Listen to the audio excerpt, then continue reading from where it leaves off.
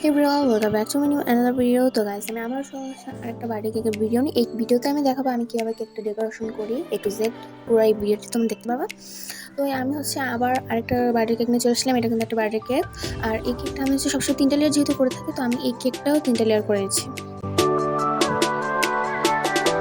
তো তোমরা দেখতে পাচ্ছ কেকটা কত বেশি সফট হয়েছে। এবার চলো আমরা এবার সুগার সিরাপটা করি। তো আমি একটা গ্লাসের ভিতর কয়েক চামচ চিনি আর পানি দিয়ে আমি সুগার সিরাপটা গুলাই নিচ্ছি, কারণ কেকটাকে একটু সফট করার জন্য সুগার সিরাপ দরকার হয়। এখন আমরা চলে যাচ্ছি কেকটাকে ডেকোরেশন করার জন্য। তো আমি এখানে 10 ইঞ্চি বোর্ড নিয়েছি, কারণ এটা 1.5 পাউন্ডের একটা বার্থডে কেক ছিল।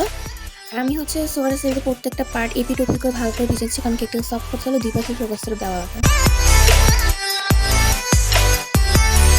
এবার আমি ডেকোরেশন কাজ শুরু করবো। আমি প্রত্যেকটা লেয়ারে, যেহেতু কাস্টমার বলছিল বেশি ক্রিম খাবে, এই জন্য প্রত্যেক লেয়ারে যথেষ্ট ক্রিম দেওয়ার চেষ্টা করেছি।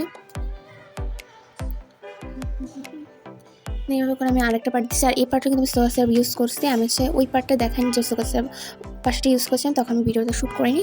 তো এই প্রত্যেকটা পার্টি কিন্তু সুগার সিরাপ দিয়ে ভিজিয়ে নেওয়া দরকার। আর যেহেতু কাস্টমার বেশি ক্রিম দিতে বলেছে, আর কাস্টমার কোনো ডিজাইনও আমাকে সিলেক্ট করে দেয়নি, তো আমি আমার মতো একটা ডিজাইন দেওয়ার চেষ্টা করেছি।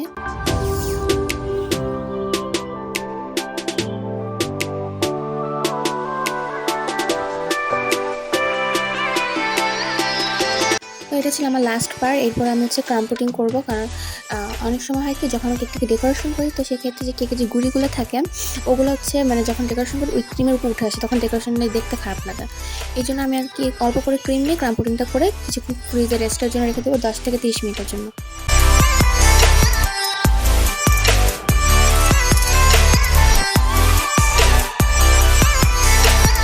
এই কেকটাকে আমি ভালো করে প্লেন করে নিচ্ছি, কারণ অনেক সময় প্রবলেম হয় কেকটাকে প্লেন না করলে, পরে যখন ডেকোরেশন সময় কেক হয়। তো আমি কেকে ফ্রিজে রেখে দিয়েছি কিছুক্ষণের জন্য।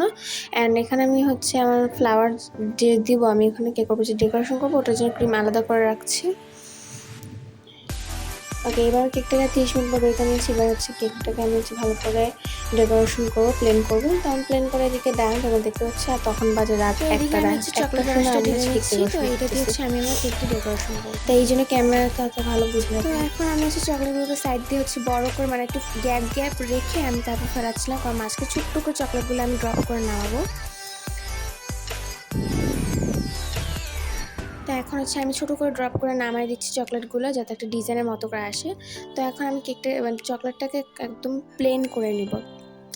আমি এখানে সিম্পল একটা ডিজাইন ট্রাই করছি, কিন্তু পরে এই ডিজাইনটা মিলে গেছে চকলেটের সাথে, যেটা পরে বোঝা যায়নি। দেন আমি যে ডেকোরেশনটা করেছি, এটা আমার কেকের ফাইনাল লুক। আর আমি ডেকোরেশনটা অত কিছু